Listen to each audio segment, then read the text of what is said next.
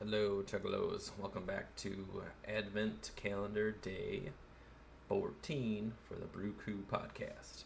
I'll try and keep this one short. Today we are looking at Goose Island, well known Bourbon County Barrel Stout. You'll have a large episode to watch on the mothership, so you don't need to hear me talk about this. We cracked it open here. It says 14.7%. As you see on your screen there, should be pretty dark and thick. This is pretty easy to come by. This is a kind of a surprising stat, actually. If you look over there, there's 80,000 check-ins, and this beer is 5 years old. So this beer right here, 5 years old. And then if we scroll down here, check this out. Like, people hour ago checked in, 2 hours ago. Look at all these people. Like, check in. They must have produced a ton of this, so good for them, but that's a lot of check-ins. This is definitely the highest rated one we've had, and that's why they did that awesome episode with everyone included in the carriage house. So go check that out. Looks like this one is a mix of Heaven Hill, Buffalo Trace, and Wild Turkey berries, barrels, and that's the bourbon / whiskey things that they're aged in. So cocoa, fudge, vanilla, caramel, almond, and tobacco. Deepen with each sip. I've left this out. Smells like a bourbon barrel county stout. So if you've ever had one of these, like I said, very common to get. 80,000 check-ins. That's wild, and they're still going strong.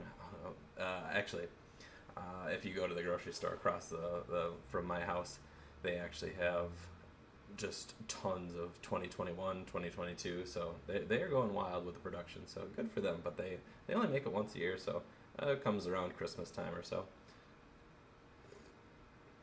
But these are always one of my favorites. You can still taste the booze. I thought it might be a little taking the edge off a little bit when it has been aged for 5 years, but if you want to hear about all that aging process and whether it's pasteurized or not, go check out the big long 2-hour episode. I want to kind of take a look at some of these. Oh, hey, maybe I can do this. Oh, sweet.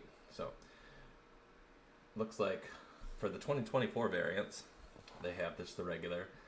They have a vanilla rye. They have a macaroon stout.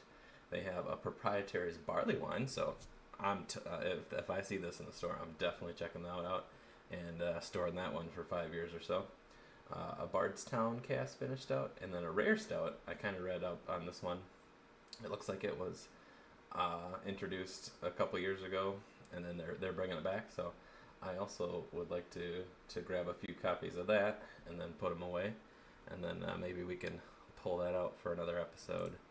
But I was, I have stated before, I usually have like an idea going in what I think I'm gonna rate this, and I was pretty certain I was gonna get a 5.0 for this one, but it's still edgy. It actually tastes like it did in 2019.